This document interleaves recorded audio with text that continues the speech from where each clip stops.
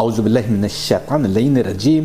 Bismillahir-rahmanir-rahim. Was Buddha the greatest atheist?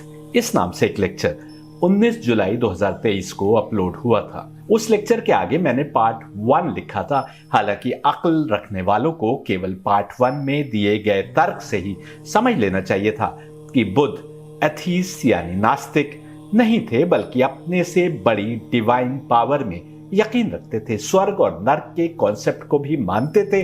लेकिन मैं इस सब्जेक्ट पर बहुतेरे और सबूत पेश करना चाहता था, इसलिए मैंने उस लेक्चर को पार्ट 1 कहा था। लेकिन हुआ कुछ यूं कि और सब्जेक्ट्स पर लेक्चर बनते चले गए और इस सब्जेक्ट पर करीब 1.5 साल बाद फिर से लेक्चर रिकॉर्ड करने का मौका मिला। कितने अफसोस की बात है कि जो बुद्ध उसी सोर्स से अवतार यानी पैगंबर थे जिस सोर्स से नूह, मूसा, राम, कृष्ण, इब्राहिम, ईसा और मोहम्मद पैगंबर थे, उनके मानने वालों ने बुद्ध को ही एथीस्ट घोषित कर दिया ताकि वो अन्य अवतारों यानी पैगंबरों और विशेषकर राम और कृष्ण से अलग पथ पर चलते दिखाई दे। ऐसा दिखाने में दोनों ओर का योगदान रहा। एक और ब्राह्मणों का जो अपने को हिंदू धर्म का ठेकेदार मानते थे और उन्होंने जब बुद्ध को उस समझ से अलग शिक्षा देते पाया जो ये ब्राह्मण प्रचारित करते थे, तो उन्होंने बुद्ध की शिक्षा से दूरी बना ली। और दूसरी ओर बुद्ध के खुद ओवर एंथुजियास्टिक फॉलोअर्स जिन्होंने बुद्ध की शिक्षा को वैदिक शिक्षा से अलग पेश करने की कोशिश की और भूल गए कि बुद्ध न सिर्फ बार बार वेद की बात करते हैं बल्कि देवताओं और देवी की, पुनर्जन्म की, स्वर्ग और नर्क और स्वर्ग में अप्सराओं की भी बात करते हैं, जिसका उल्लेख हमने पार्ट 1 में किया था। आ जाइए एक और तर्क देते हैं बताने के लिए कि बुद्ध ने एब्सोल्यूट गॉड और उसके डिवाइन क्रिएशन प्लान जिसमें परमात्मा और दिव्यात्माएं शामिल है, इनकी ज्यादा बात नहीं की बल्कि आत्मिक उत्थान पर बल दिया। तो आखिर क्यों? आपने द ट्रू वॉइस चैनल पर 14 मार्च 2018 को अपलोडेड लेक्चर वाई Quran guides only those with faith, Quran ईमान वालों के लिए हिदायत क्यों, यदि नहीं सुना है तो सुन लीजिए। कुरान साफ कह रहा है कि यह हिदायत है मुत्तकून के लिए। इसका उल्लेख हमने अवतार मोहम्मद सीरीज के पार्ट 7 में भी किया था जो द ट्रू वॉइस चैनल पर 8 मार्च 2025 को अपलोड हुआ। कुरान सूरह अल बकरा 2:2 कह रहा है, this is the book whereof there is no doubt, a guidance to those who are al-muttaqun, that is the pious and righteous persons who fear Allah much, that is abstain from all kinds of sins and evil deeds which he has forbidden, and love Allah much, that is perform all kinds of good deeds which he has ordained। Quran की इस आयत से साफ है कि यह हिदायत है केवल उसके लिए जिसने अपनी रूह को पाकीज़गी की राह पर लगा रखा हो। कुरान के हिसाब से मुत्तकून कौन हुआ? वो जो इस सृष्टि के एक रब को जानते हुए और मानते हुए उसके डर से बुरे कर्म करने से बचे और उसकी मोहब्बत में अच्छे कर्म करने की कोशिश करे। याद रखने की बात यह है कि केवल बुरे कर्म से बचना और केवल अच्छे कर्म करना ही मकसद नहीं है।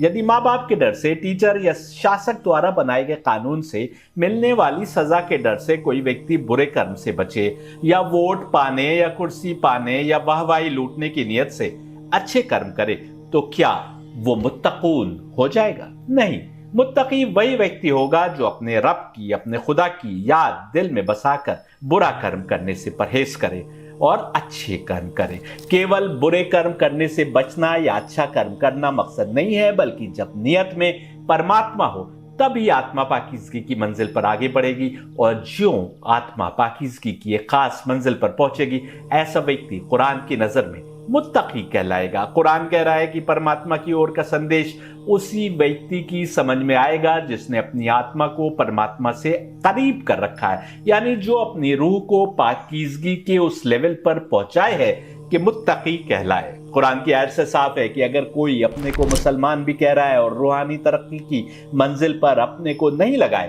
तो उसको भी परमात्मा की ओर से आई किताब की बातें यानी कुरान की बातें समझ नहीं आएंगी। एकदम यही बात गीता ने भी की, जब उसमें एकदम आखिर में कहा जाता है गीता 18:67 में, this is never to be spoken about by you to one spiritually undisciplined, nor to one devoid of devotion, nor to one indisposed to listen, nor again to one who denies मी।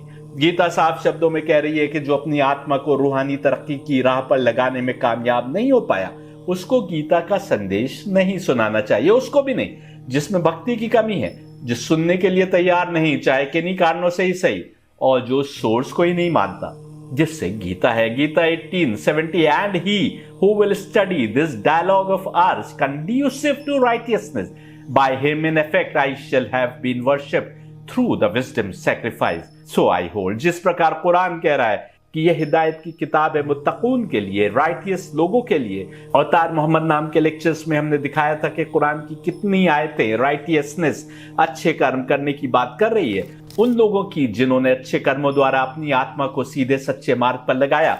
उसी तरह गीता भी साफ शब्दों में कह रही है कि जिसने अपने को रूहानी तरक्की के मार्ग पर नहीं लगाया, उसको गीता सुनानी भी नहीं चाहिए। यहां भी केवल अच्छे कर्म करना मकसद नहीं है या बुरे कर्मों से बचना मकसद नहीं, बल्कि डिवाइन क्रिएशन प्लान को समझते हुए, परमात्मा की याद दिल में बसाए हुए अच्छे कर्म करने वाले को ही, यानी मुत्तकी व्यक्ति को ही गीता सुनानी चाहिए। एकदम साफ कहा जा रहा है कि कृष्ण के मुख से परमात्मा ने अर्जुन से जो बात की है वो मुत्तकी बनाने के लिए ही किया गया डायलॉग था। And he who will study this dialogue of ours conducive to righteousness, रूहानी तरक्की देने के लिए डायलॉग था।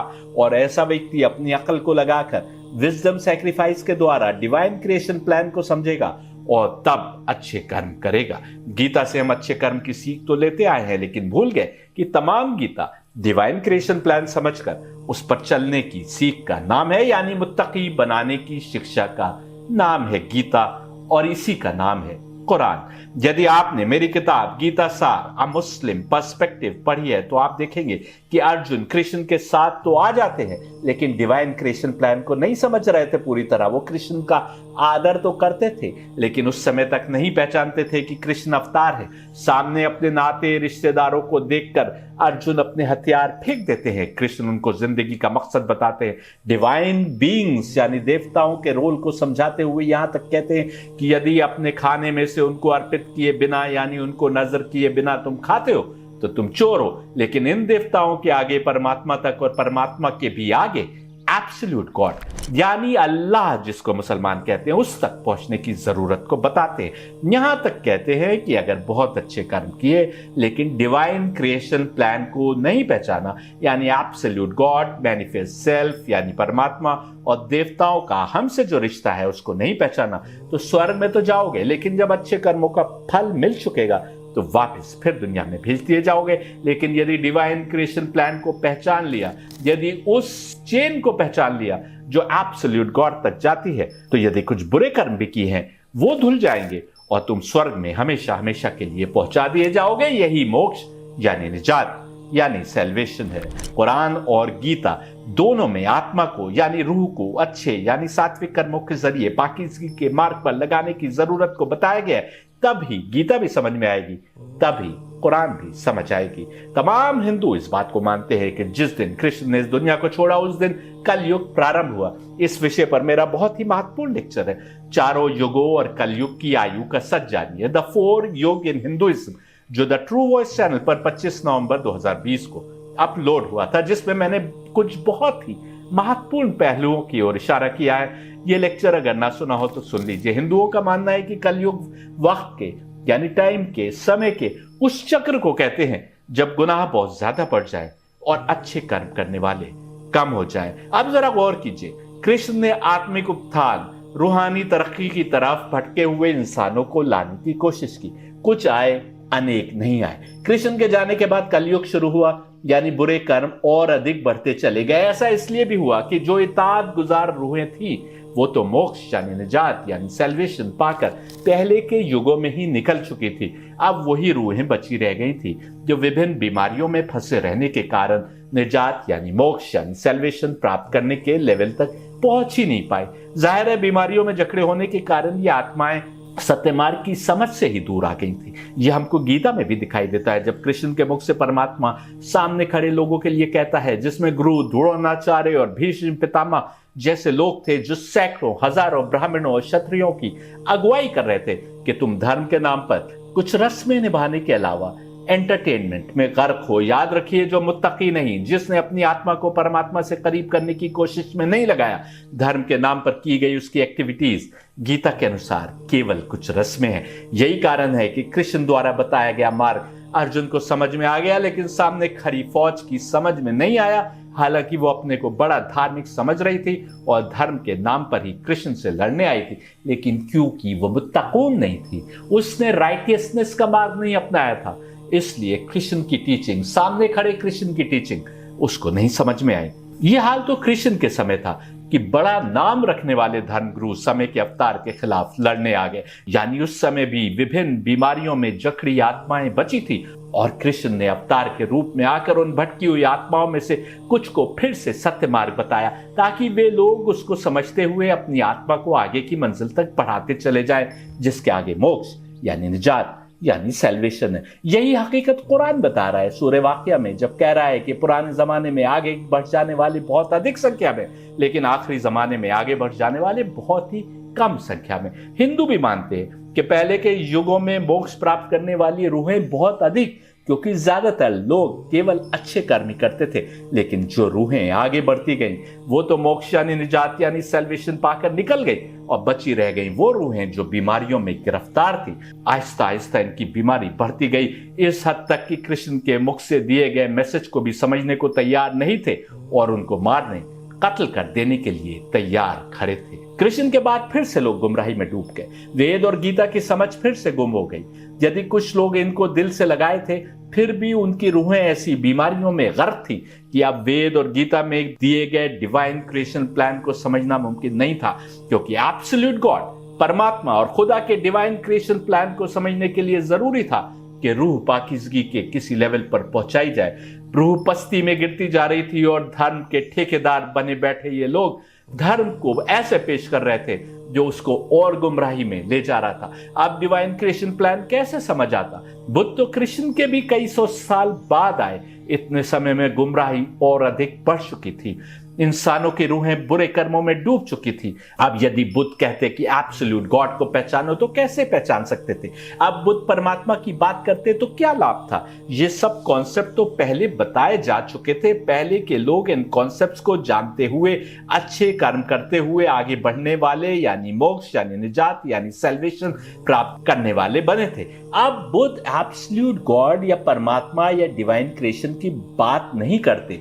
अब बुद्ध रूह को, आत्मा को कंट्रोल में करने की सीख देते हैं। अपने मानने वालों को मटेरियल दुनिया से दूर ले जाकर सात्विक और सादा जीवन जीने को कहते हैं। सिर्फ और सिर्फ उन बीमारियों से छुटकारा दिलाने की कोशिश करते हैं जिन्होंने रूह को जकड़ लिया था, क्योंकि उन बीमारियों से अपने को आजाद करके ही इंसान की रूह परमात्मा की राह पर आगे बढ़ सकती है, तभी उसको डिवाइन मैसेज समझ आ सकता है। ऐसा करने पर ही विजडम की प्राप्ति हो सकती है। मैं किसी लेक्चर में दिखा चुका हूं कि विजडम है डिवाइन क्रिएशन प्लान की समझ।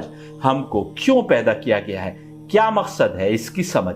अब आप समझे बुद्ध ने खुदा के बारे में ज्यादा बात क्यों नहीं की, जिसके कारण बुद्ध को ना समझ पाने वाले लोगों ने यह निष्कर्ष निकाला कि बुद्ध एथीस्ट थे, नास्तिक थे, खुदा में विश्वास नहीं रखते थे। आपको याद दिला दे, 19 जुलाई 2023 को द ट्रू वॉइस चैनल पर uploaded lecture was Buddha the greatest atheist, जिसमें मैंने बताया है कि जब बुद्ध को एनलाइटनमेंट मिली और उन्होंने ये सोचा कि मुझे एनलाइटनमेंट मिल गई, ये ज्ञान आम लोगों की समझ में तो आएगा नहीं, इसलिए बेहतर है कि मैं खुद अपनी आत्मा को परफेक्ट करने पर लगाऊं। तो क्या हुआ सुनिए। He, that is Buddha, said to himself, "True, I have gained a new doctrine, but it is too difficult for the common man to accept it and follow it. It is too subtle, even for the wise. If I were to teach my doctrine and others did not understand it, or understanding it did not accept, or accepting it did not follow it, it would be weariness to others and a vexation to me.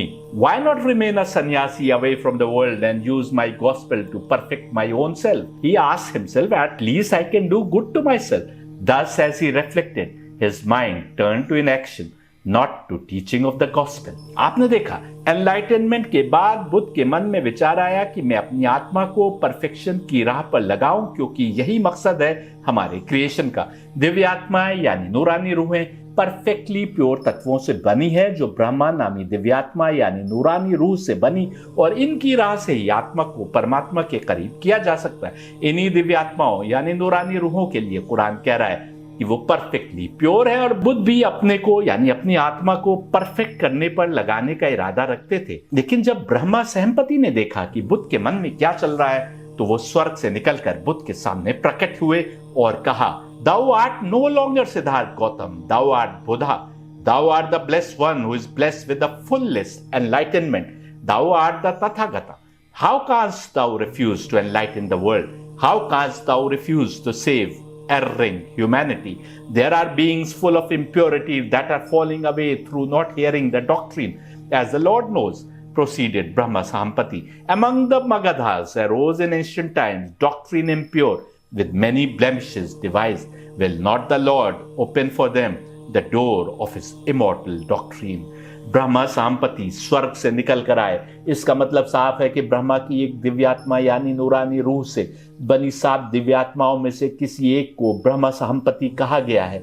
और immortal doctrine की बात हो रही है, यानी सनातन मार्ग की बात हो रही है, अद्दीन अल क़य्यिम की बात हो रही है, उस रास्ते की बात हो रही है, जो उस डॉक्ट्रिन की बात हो रही है जो हर जमाने के लिए है। और उससे मगध के लोग गुमराह हो गए थे। ये 7 दिव्यात्माएं यानी नूरानी रूहें रस्सी के समान है जो आत्मा को परमात्मा तक पहुंचाने की कोशिश में लगी हैं। हर जमाने और हर इलाके में उसी इमोर्टल डॉक्ट्राइन को पेश करने में लगी हैं। यही 7 दिव्यात्माएं यानी नूरानी रूहें तप से पाक किए गए किसी जिस्म को राह दिखाती हैं, तो वो एनलाइटनमेंट कहलाता है। बुद्ध को एनलाइटनमेंट मिली तो उन्होंने कहा, I have gained a new doctrine, but it is too difficult for the common man to accept it and follow it. यानी मुझे जो ज्ञान मिल गया है वो आम आदमी की समझ से बाहर है। उधर कुरान मोहम्मद के बारे में कह रहा है कि उनको ना तो किताब का ज्ञान था और ना ईमान, जब तक कि रूह को तुम्हारी तरफ नहीं भेजा गया। ईमान क्या हुआ? डिवाइन क्रिएशन प्लान की समझ। और कुरान क्या हुआ? डॉक्ट्रीन। बुद्ध ने भी घोर तपस्या की तो उनको एनलाइटनमेंट के तौर पर डॉक्ट्रीन मिला और सत्यमार्ग का ज्ञान मिला। और पैगंबर मोहम्मद ने भी गारे हिरा में कई कई दिन जाकर तपस्या की, गुफा में जाकर कई कई दिन गुजारे इबादत में, तो उनको भी किताब मिली और ईमान मिला।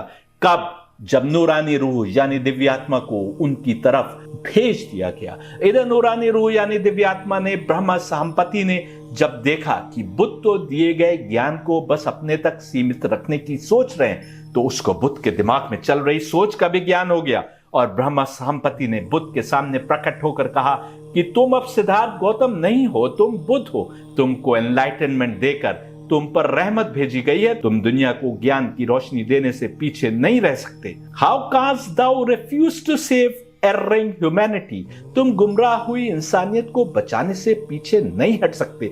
बुद्ध एनलाइटनमेंट पाकर अपनी आत्मा को परफेक्ट करने की सोच रहे थे और ब्रह्मा संपत्ति कहते हैं, there are beings full of impurity that are falling away through not hearing the doctrine. इंसानों की रूहें इंप्योरिटी से भरी हुई हैं, आत्माएं बुराई की दलदल में फंसी हैं, उनका मार्गदर्शन करना है। यहां भी साफ है, बुद्ध का मकसद उन आत्माओं को दलदल से निकालना था जो बुराई में फंसी थी, क्योंकि उन्हें मार्ग की समझ नहीं रह गई थी। और यही बुद्ध ने करने की कोशिश की, लेकिन किसके कहने पर? परमात्मा द्वारा क्रिएट किए गए ब्रह्मा से निकली 7 दिव्यात्माओं में से एक यानी ब्रह्मा सांपति के कहने पर। अब आप कैसे कह सकते हैं कि बुद्ध नास्तिक थे? बुद्ध तो खुद उसी डिवाइन सोर्स से एनलाइटनमेंट मांग रहे थे और वही ब्रह्मा सांपति उनकी रहनुमाई कर रहे थे, गाइड कर रहे थे। उनको डॉक्ट्रीन दिया गया था और बुद्ध के मन तक की बात जान रहे थे, जो सारे जमाने में हिदायत देने के जिम्मेदार है। इंसानियत रूहानी गिरावट का शिकार थी, तो दिव्यात्माओं ने सिद्धार्थ गौतम को एनलाइटनमेंट देकर बुद्ध बना दिया ताकि भटकी हुई इंसानियत की रहनुमाई करे। गीता ने कहा कि जब जब अधर्म बढ़ जाता है और लोग धर्म की समझ से दूर हो जाते हैं, तब तक धर्म की समझ को फिर से स्थापित करने और अधर्मियों का नाश करने को अवतार आता है। और अरब में देखिए तो हर बुराई में लोग गिरफ्तार थे, बल्कि सारी दुनिया उस समय अंधेरे में थी। दुनिया के किसी भी इलाके में लोग धर्म पर चलते नजर नहीं आ रहे थे। कलयुग भी समाप्ति की ओर अग्रसर था, दुनिया समाप्त होने की कगार पर थी। ऐसे में 7 की 7 दिव्यात्माओं ने एक बार फिर मानव शरीर में आकर गाइडेंस देने की ठानी और इस प्रकार दुनिया में इंसान की जिंदगी को कुछ और बढ़ा दिया। पहाड़ों की गुफाओं में जाकर तपस्या करने वाले एक व्यक्ति को फिर से एनलाइटनमेंट के माध्यम से किताब का ज्ञान यानी डॉक्ट्रीन और ईमान दिया गया, ताकि वो भटकी हुई इंसानियत को फिर से राह दिखा सके। जुल्मत यानी तामसिक ताकत का काम रूहानी तरक्की के मार्ग से, मोक्ष यानी निजात यानी सेल्वेशन के मार्ग से इंसान को दुनिया की दलदल में खींच लेना है, तो नूरानी रूहों यानी दिव्यात्माओं का काम हर जमाने और हर इलाके में रह रहे इंसान को गाइड करना, उसकी सत्य मार्ग की तरफ हिदायत करना और उसे निराकार एब्सोल्यूट गॉड की पूजा और इबादत के मार्ग पर लगाए रखना है। अब शायद समझ में आ गया होगा कि बुद्ध ने खुदा की बात ज्यादा क्यों नहीं की। हालांकि ये कहना ही गलत है, क्योंकि आप इस सीरीज के आगे के लेक्चर्स में देखेंगे कि बुद्ध बार बार दिखा रहे थे कि वो और उनका एनलाइटनमेंट सब कुछ किसी खुदा की ताकत के अधीन है, जिसके पास अंत में वो स्वयं चले गए।